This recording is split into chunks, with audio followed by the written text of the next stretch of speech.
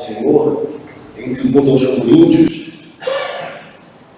capítulo de número 12, versículos de 7 a 10, nós faremos a leitura dos versos de 7 a 10, mas teceremos considerações a respeito dos 10 versículos de 1 a 10, mas a leitura será apenas dos versos de 7 a 10, quando a palavra do Senhor nos diz assim: e para que não me ensoberbecesse com a grandeza das revelações, foi-me posto um espinho na carne, mensageiro de Satanás, para me esbofetear, a fim de que não me exalte.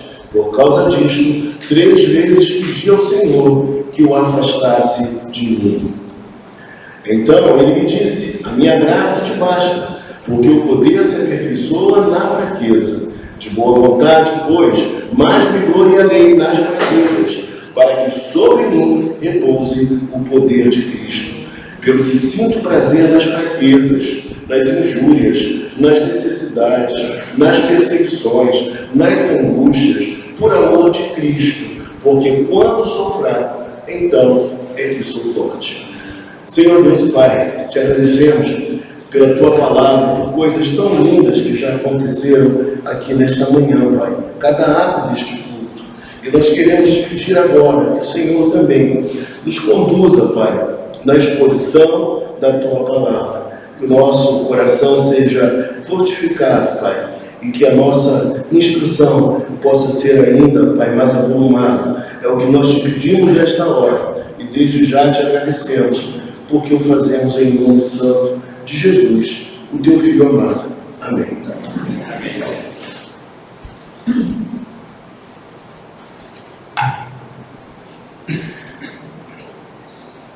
Queridos e amados irmãos, quando nós nos deparamos com este texto que está em 2 Coríntios, capítulo de número 12, os versos de 1 a 10, nós precisamos entender o que estava acontecendo ali e por que o apóstolo Paulo escreve o que ele escreve. E eu diria para você, nesta manhã, que o apóstolo Paulo lidava com um sério problema em relação à igreja de Corinto. Vocês conhecem um pouco da história de Corinto. Corinto é aquela igreja que tinha muitos dons no seu meio, né, no seu interior, mas, ao mesmo tempo, era uma igreja muito problemática. Eu nem quero citar aqui hoje os problemas daquela igreja, porque eu sei que você sabe, e com isso eu ganharia um pouco de tempo também na minha exposição. Mas dentre os problemas que eu quero hoje enfrentar aqui, estava justamente a presença na igreja de falsos apóstolos.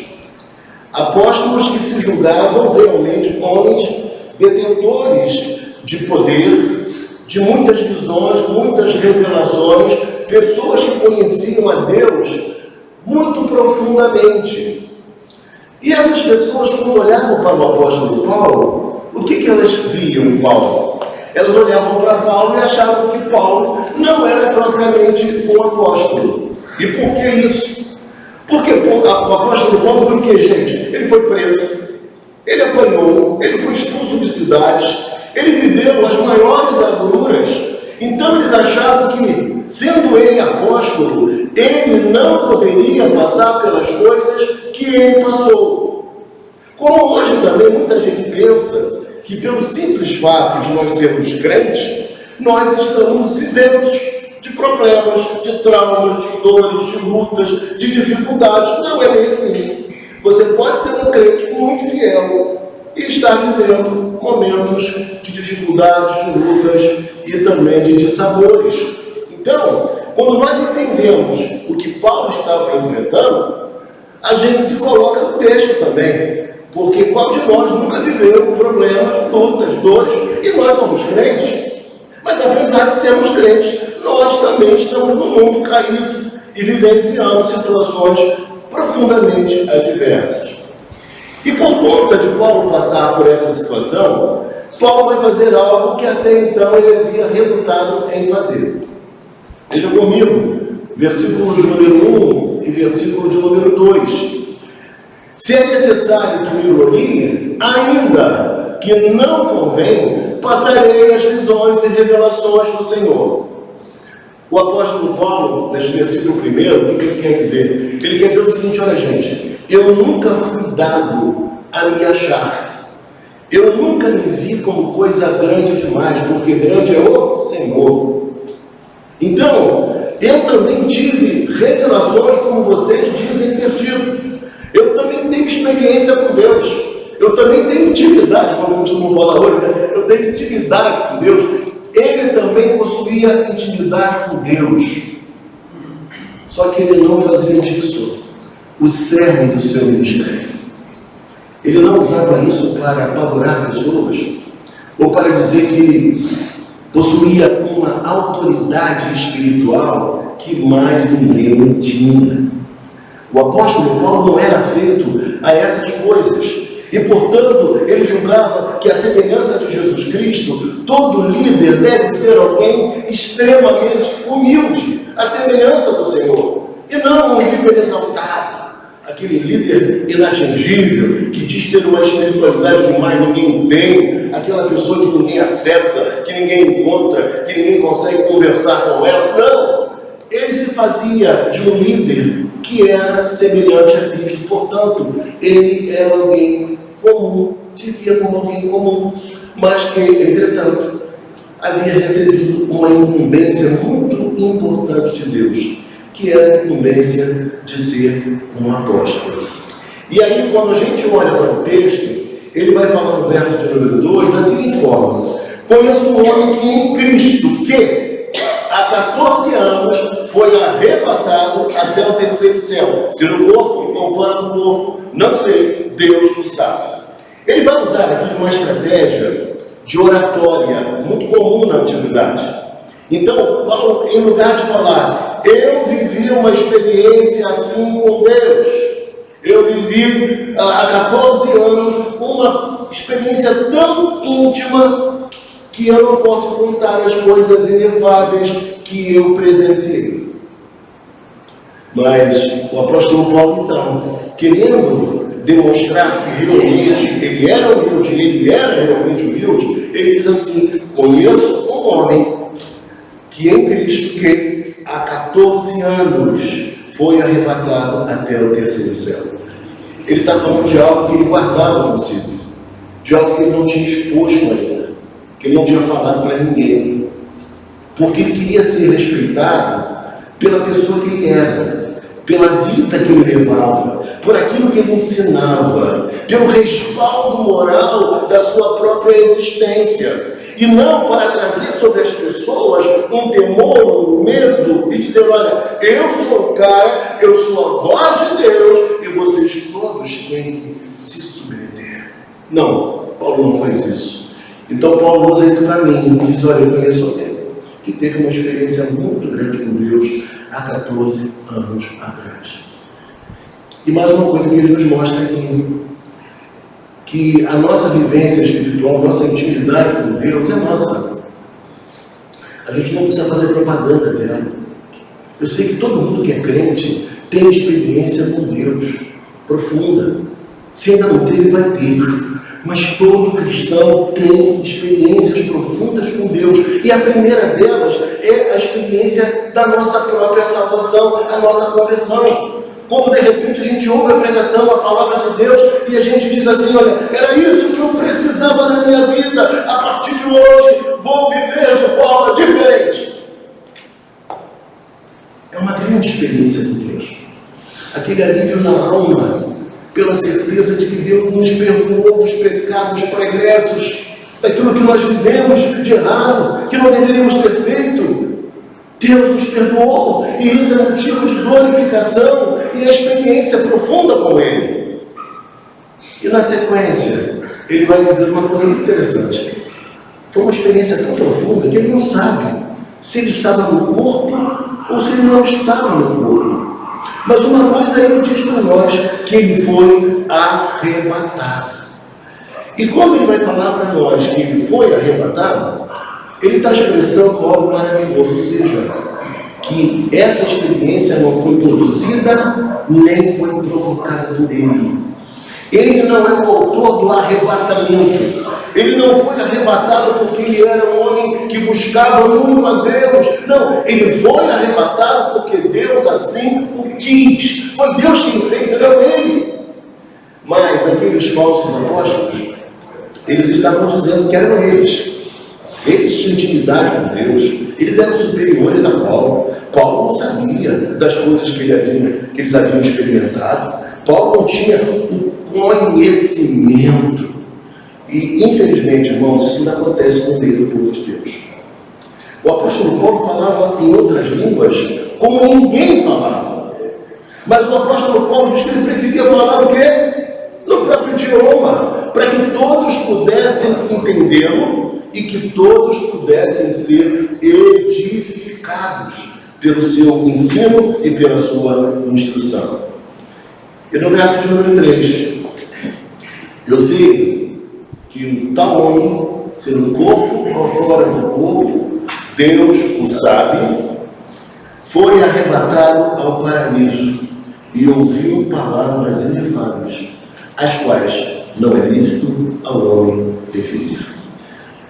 O primeiro céu seria essa atmosfera que a gente olha e vê um céu azul, lindo, maravilhoso.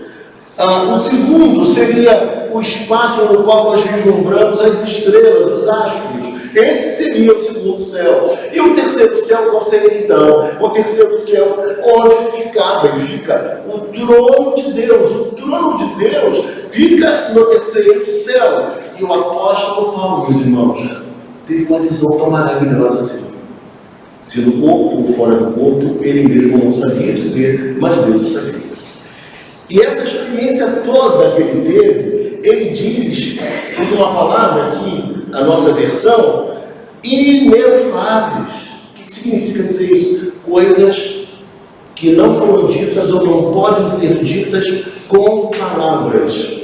Por quê? Porque são experiências tão maravilhosas, tão arrebatadoras, tão preciosas, que nos anunciam coisas tão profundas que nós não conseguimos traduzir em palavras. É como quando nós lemos o Apocalipse de João, o apóstolo João. Ali nós temos 300 símbolos. Eu não contei, mas os eruditos dizem que são 300 símbolos. E esses 300 símbolos, na linguagem de João, foi a melhor forma que ele encontrou para expressar os eventos futuros e a glória que nos aguarda no âmbito celestial. É algo maravilhoso, que não há como palavras eu traduzir a beleza, o encantamento, o prazer, a alegria na alma que Deus nos traz. Isso é fantástico. Então, Paulo enfrentava o que enfrentava, açoites de sabores, ser expulso de cidades, prisões, porque o apóstolo Paulo, ele teve uma grande e profunda revelação de Deus, do Cristo ressuscitado, do Cristo glorificado, e aí que ele é transformado em uma pessoa que outrora perseguia os cristãos, e que agora ele é perseguido por sua própria fé. E na sequência, o texto vai nos dizer assim: de tal coisa me gloriarei, mas não porém de mim mesmo, salvo nas minhas fraquezas. O que Paulo está dizendo, irmão, para a gente? Paulo está dizendo que ele nunca permitiria que ele vivesse um espírito de altivez ou soberba por conta de tudo aquilo que ele pôde ver.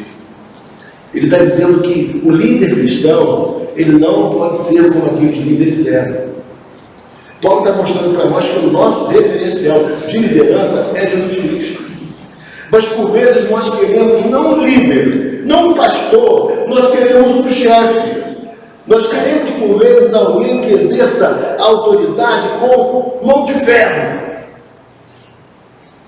Só que Paulo recusou esse caminho. Esse caminho não queria, porque não era o caminho de Cristo, não era o modelo do Senhor. Então Paulo era alguém que se dava, Paulo era alguém que amava, Paulo era alguém que usava uma linguagem do coração, dos sentimentos. Paulo era assim e não conseguia ser diferente, porque aquela era a sua vocação, o seu chamado, e ele precisaria agir assim. Chegaram a dizer, irmãos, de Paulo, ele escrevia de maneira muito firme e forte. Suas cartas eram contundentes, chamavam atenção, mas a sua presença era uma presença fraca. E sabe por que fraca? Porque ele era amoroso, porque ele era carinhoso, porque ele queria a obediência, mas não porque ele possuía ou porque possuísse autoridade. Ele queria obediência porque as pessoas foram conquistadas no seu entendimento para a realidade de que o que ele pedia era por amor e era para o bem da obra de Deus. E talvez você saiba, já falei isso aqui há muito tempo atrás, numa outra pregação, que o apóstolo Paulo, ele era alguém tido como feio. Vocês sabem disso, né? A tradição conta que o apóstolo Paulo, ele era alguém que tinha a perna arqueada, aquela perna assim arqueada, ele era baixinho, ele era bem baixinho, e talvez uma deformidade na vista, na visão, e para piorar a situação, o nariz dele era aquele nariz que antigamente se chamava de nariz de papagaio, sabe? Era o nariz dele. Então ele não era uma pessoa que chamava atenção pela sua beleza, formosura, não. Mas era um homem chamado por Deus. Era um evocacionado, um coração embriagado pelo Espírito Santo. E glória a Deus, porque o Espírito Santo, ele nos embriaga, mas não nos tira a consciência, a razão, o equilíbrio, a estabilidade. E quando a gente prossegue no texto, lendo o texto, ele diz que se ele tivesse se gloriar em alguma coisa, ele se gloriaria na sua fraqueza. Irmãos, eu não sei se você já pôde perceber isso. Eu percebo isso na minha clínica pastoral, nesses anos de ministério. Eu tenho visto pessoas que você diz assim, você poderia olhar e falar, meu Deus, que história difícil dessa pessoa. Que drama, que crise, é crise com o marido, é crise com a mulher, é crise com o filho, é crise com o neto, é desemprego, é subemprego, é tanta dificuldade. Como essa pessoa se mantém em pé? Como essa pessoa enfrenta tudo isso e consegue se superar? São perguntas que nós nos fazemos. Homens honrados, mulheres honradas, que os filhos se extraviam, não querem mais saber do Evangelho, optam por um outro estilo de vida. E aquela pessoa perseverando em oração. E aquela pessoa não desistindo da fé em Cristo. Paulo diz que ele se gloriaria nas suas próprias fraquezas. Sabe por quê, meus irmãos? Quando eu olho para essas pessoas e vejo que elas não desistiram de Cristo, que elas continuam firmadas na fé, eu falo, essa é a força, é o poder do Evangelho. Um poder que se aperfeiçoa na fraqueza. Enquanto nós estamos nos sentindo fracos, alquebrados, destruídos, achincalhados por vezes, condenados por pessoas, criticados, nós permanecemos firmes, caminhando, indo para frente, superando, contando uma bela história, glorificando a Deus da face da terra. Isso é motivo, irmãos, para a gente de fato exaltar o nome do Senhor. E quando nós olhamos essas histórias, nós vemos que o Evangelho é de verdade. O Evangelho não é teoria, não. O Evangelho não é historinha para contar. O Evangelho faz a diferença no mundo e na sociedade. Jesus tem poder para transformar vidas, fazer coisas lindas e diferentes na nossa história. E quando chegamos no verso 6, o texto diz assim: pois, se eu vier a gloriar-me, não serei nécio, porque direi a verdade, mas abstenho-me para que ninguém se preocupe comigo mais do que em mim ver ou de mim ouvir. O que ele está dizendo para nós? Ele está dizendo o seguinte, que somente o nécio vive assim autoglorificado.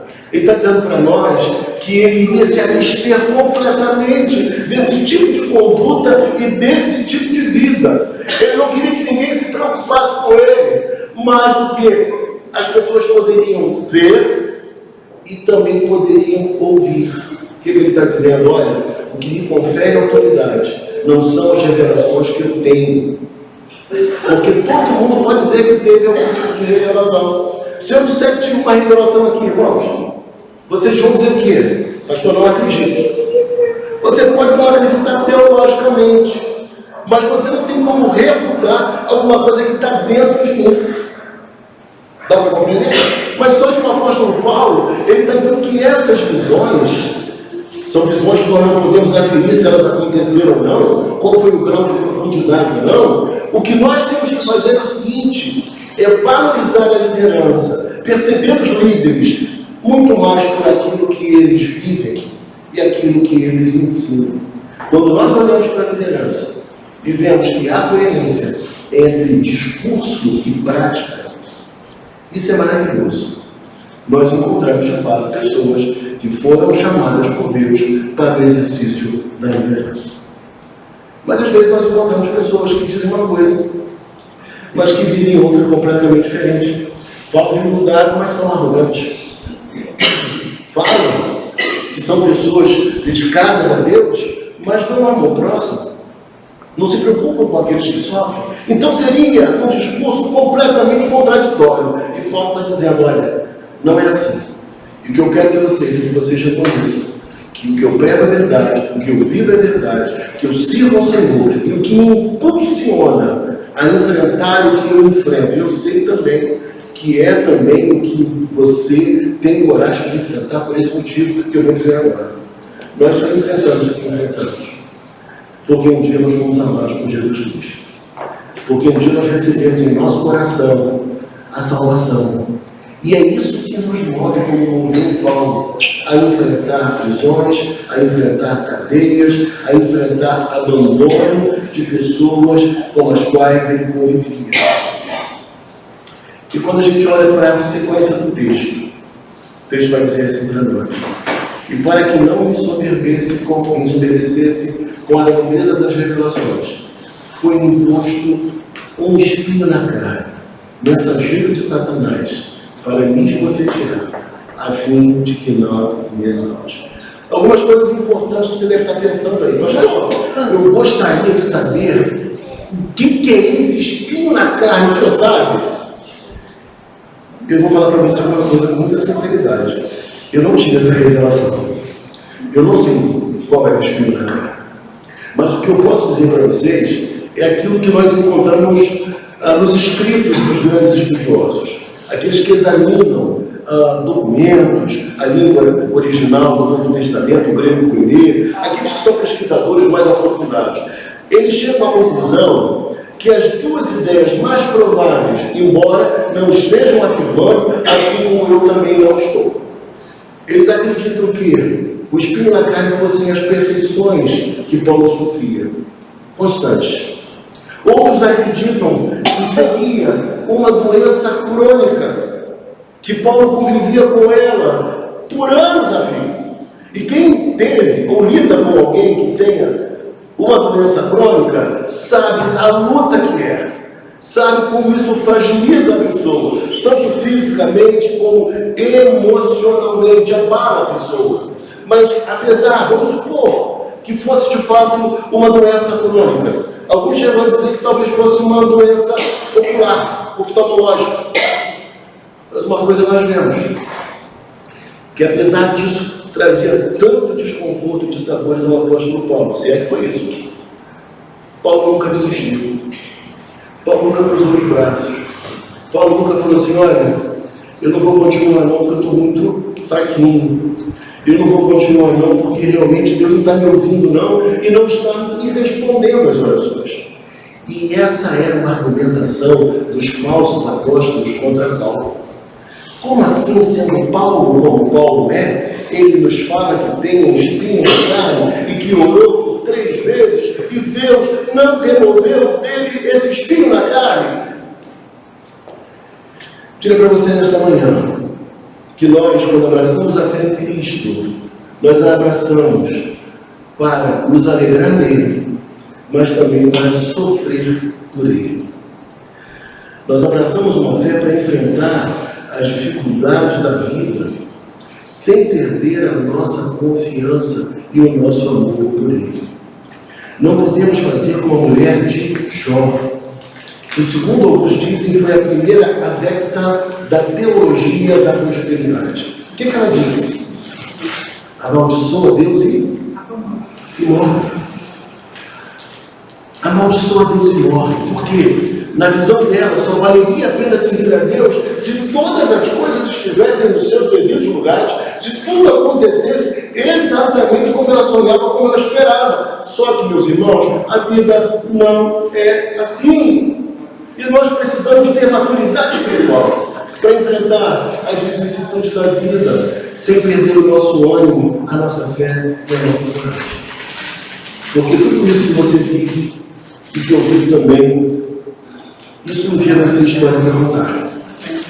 Tudo isso que a gente vive vai ser um enredo que nós vamos poder pronunciar para outras pessoas, e nós iremos, como instrumentos de Deus, edificar essas vidas, porque elas não conhecem a nossa vida, a nossa história, a nossa trajetória. Elas dirão assim: meu Deus, como você conseguiu vencer a tudo isso? Amém? Eu sei que isso nos emociona, eu sei que nos emociona, mas isso é real. Nós cremos nesse Deus que faz esse tipo de coisa. E serão histórias para contar. Nossa história vai ser ainda mais bonita, mais bela, porque o amor de verdade venceu. O amor de verdade.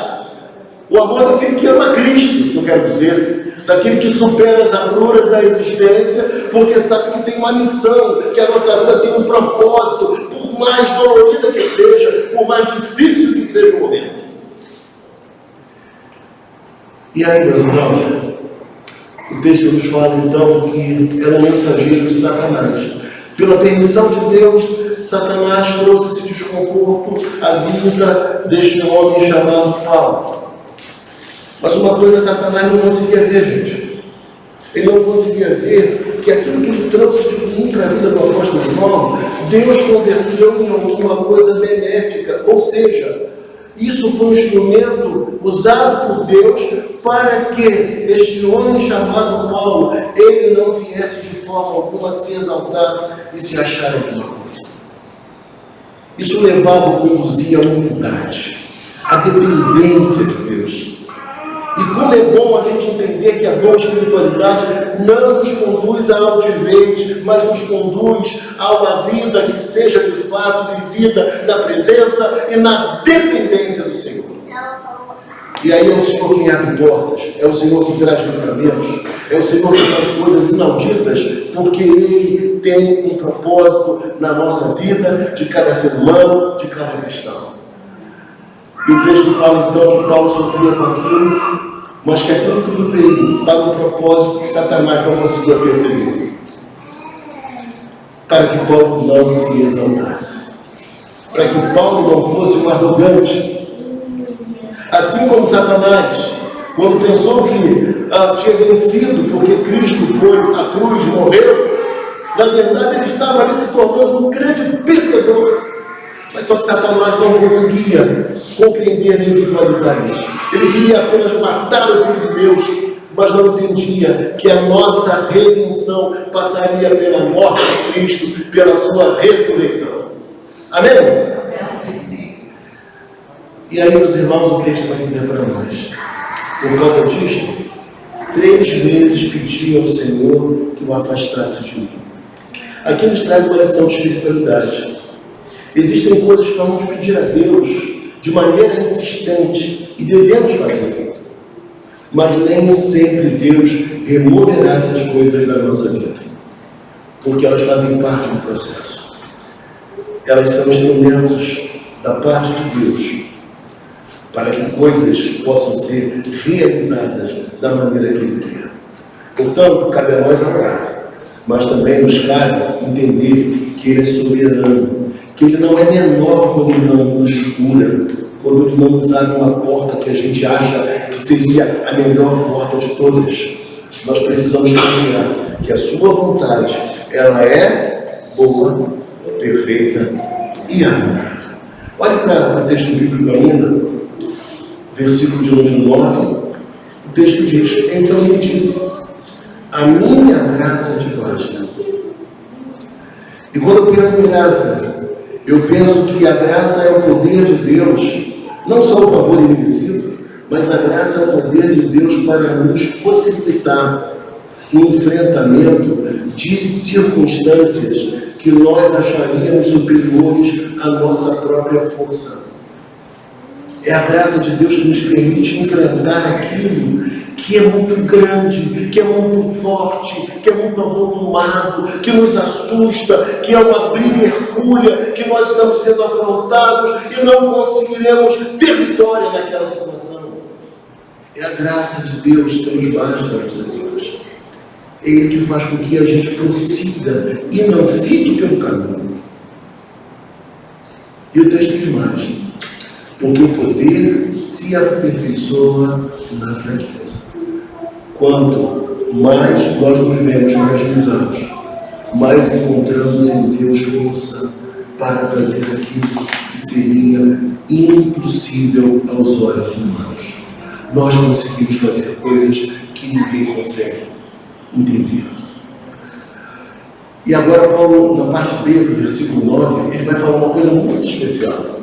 Ele vai falar de boa vontade, pois mais me gloriarei nas fraquezas, para que sobre mim repouse o poder de Cristo. Paulo está dizendo para mim e para você aqui, que agora ele entende o que está acontecendo, o que se passou com ele, o que se passa com ele, e não de maneira carrancuda, e não chateado, e não achando que Deus o abandonou, o esqueceu, como por vezes nós chegamos a pensar. Mas Paulo está dizendo para mim e para você uma coisa muito especial, de boa vontade.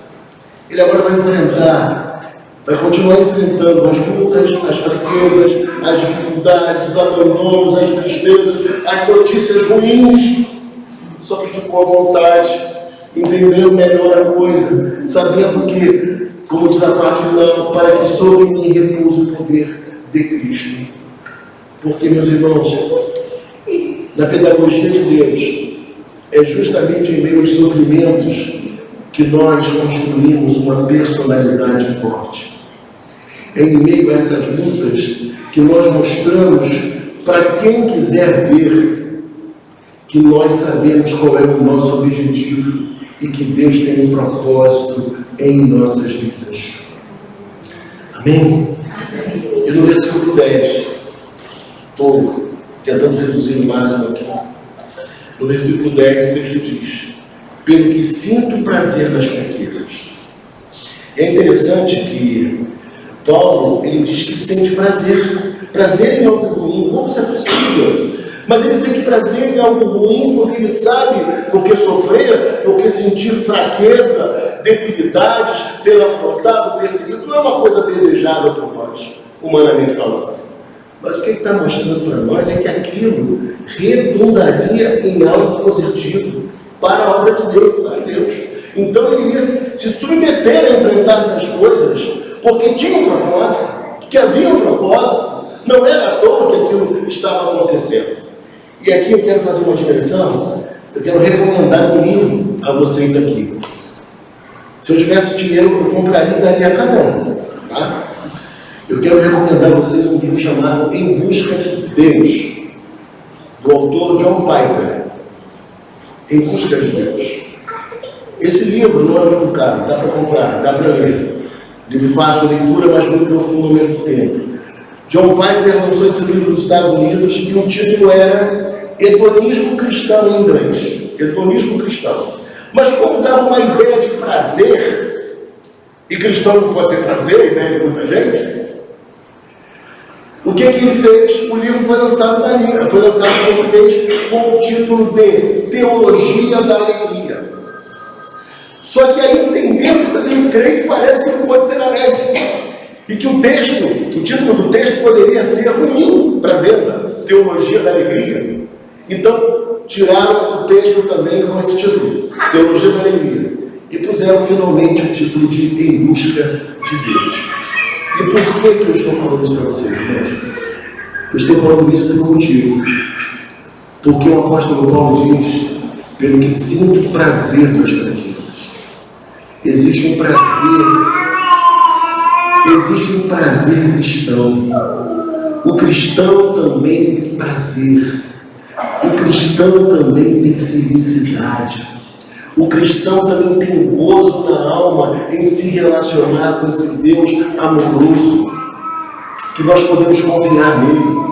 Então ele está dizendo, pelo prazer que sinto nas fraquezas, nas injúrias, nas necessidades, nas perseguições, nas angústias, por amor de Cristo, o que motivava a este homem chamado Paulo, e motivava também a tantos outros homens na história da igreja, era justamente o que? O amor de Cristo. Saber que Cristo nos amou com tamanha intensidade, que a única coisa que nós podemos e devemos fazer é também retribuir em amor, pelo amor que Ele nos deixou. E para a gente finalizar, o texto fala, porque quando sou fraco, então é que sou forte.